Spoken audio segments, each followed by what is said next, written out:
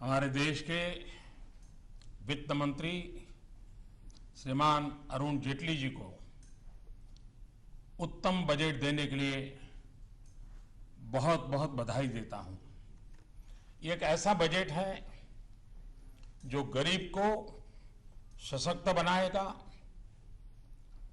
बुनियादी ढांचे को और मजबूत भी बनाएगा, गति भी देगा, हर किसी की उम्मीदों को अवसर देगा, अर्थतंत्र को एक नई ताकत देगा, नई मजबूती देगा और विकास को बहुत तेजी देगा।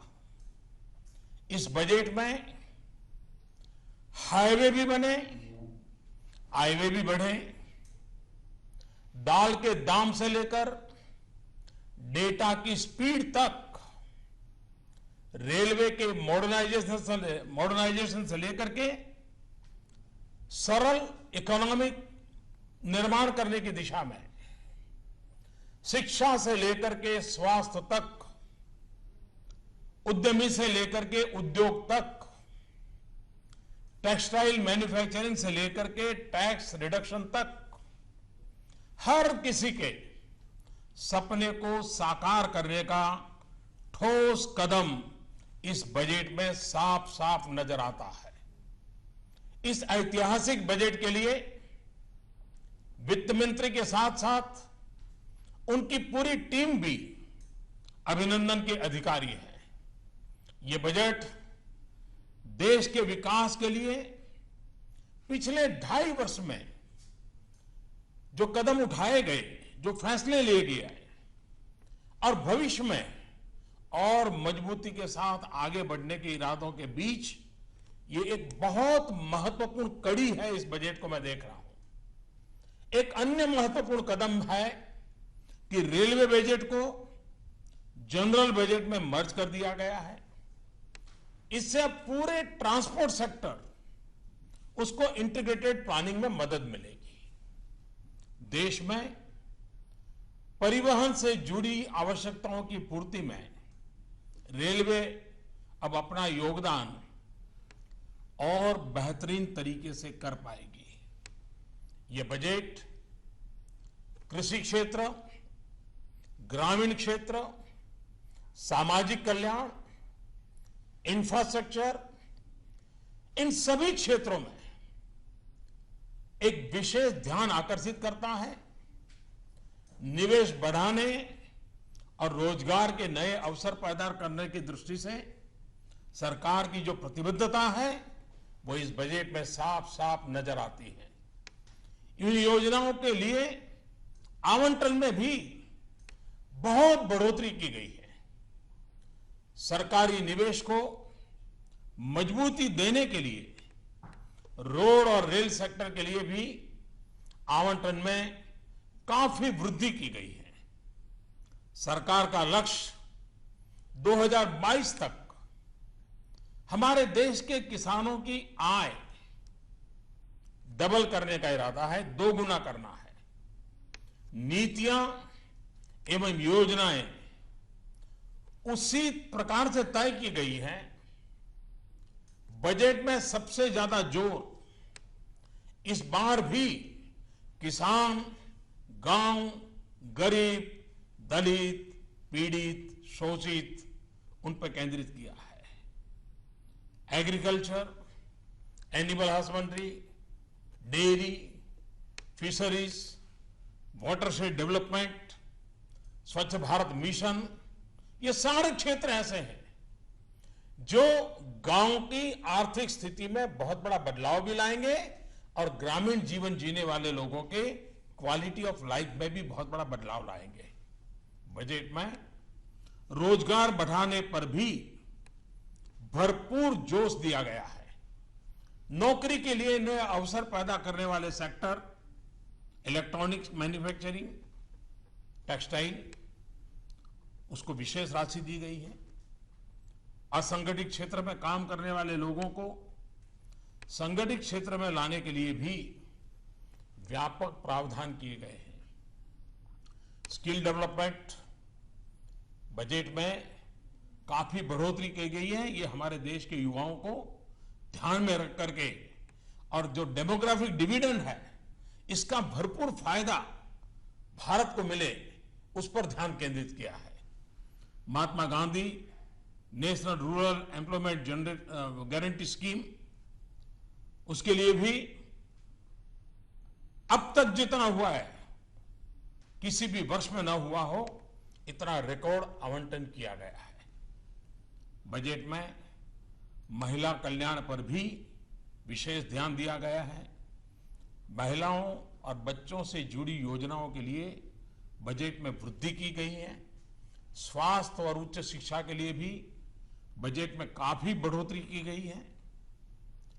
आर्थिक विकास में तेजी लाने और रोजगार के नए अवसर बनाने में हाउसिंग और कंस्ट्रक्शन सेक्टर, इसकी बहुत बड़ी भूमिका है।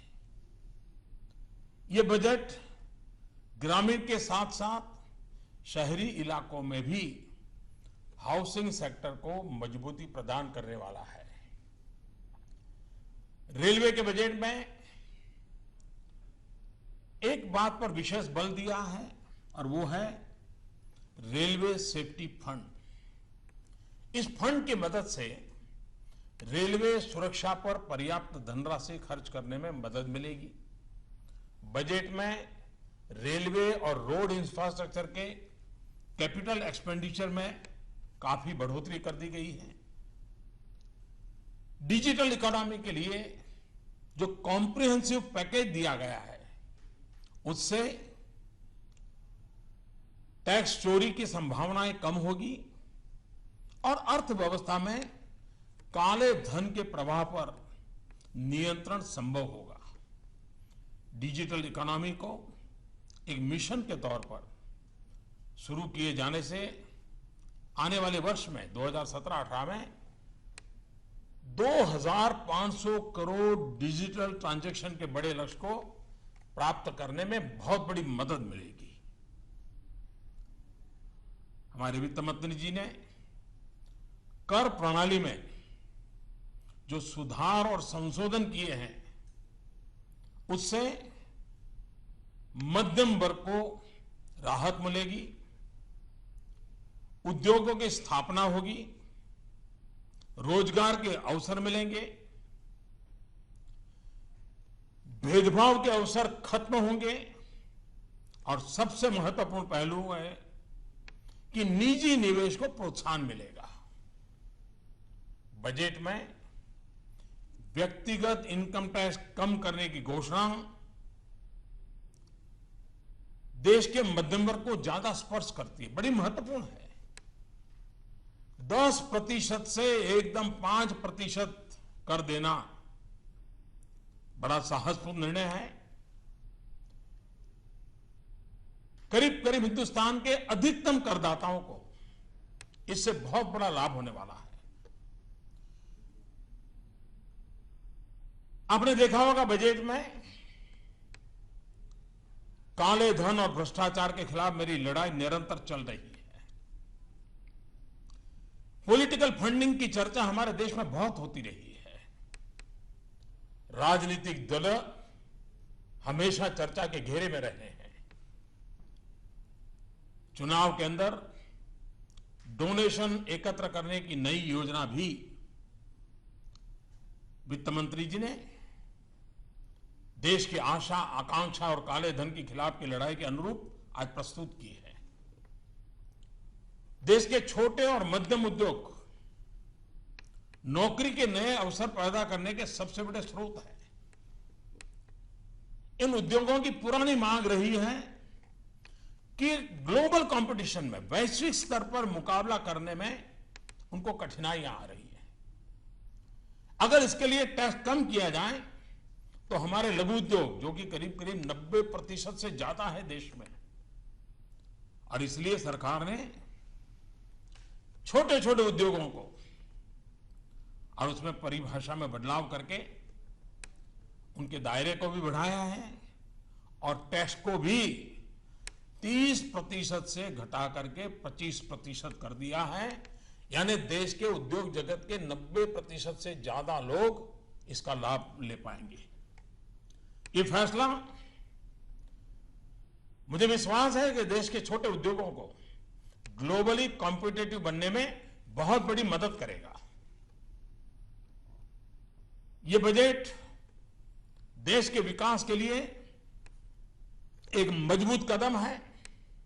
इस बजट से रोजगार के नए अवसर पैदा होंगे, संपूर्ण आर्थिक विकास में मदद मिलेगी, किसानों की आमदनी बढ़ाने में ये पूरक होगा, नागरिकों को उनकी क्वालिटी ऑफ लाइफ को ध्यान में रखते हुए शिक्षा, स्वास्थ्य, आवास, ये सारी चीजों में अधिक अच्छी सुविधाएं की संभावना बढ़ेगी और बिना वित्तीय घाटा बढ़ाए देश के मध्यम वर्ग के पास उसकी खरीद शक्ति बढ़े, उसके जेब में ज्यादा पैसे आए, उस दिशा में प्रयास है। एक प्रकार से ये बजट हमारा देश जो बदल रहा है उसको और अधिक तेजी से बदलने का प्रयास, एक प्रकार से हमारे सपनों से जुड़ा हुआ, हमारे संकल्पों से जुड़ा हुआ ये बजट एक प्रकार से हमारा फ्यूचर है, हमारी नई पीढ़ी का फ्यूचर है, हमारे किसान का फ्यूचर है। और जब मैं फ्यूचर कहता हूं तब उसका मेरा मन में एक मीनिंग है।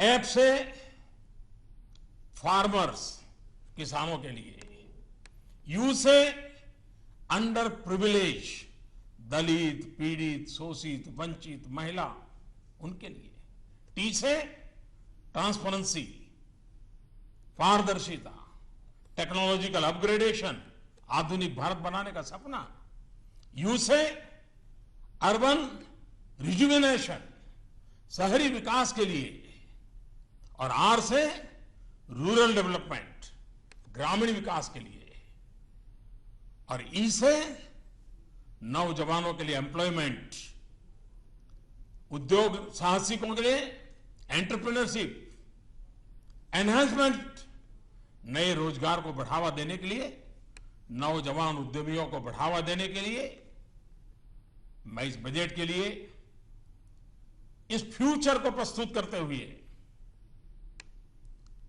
वित्त मंत्री जी को फिर से एक बार बधाई देता हूं और देशवासियों को उनके सपने साकार करने की दिशा में यह बजट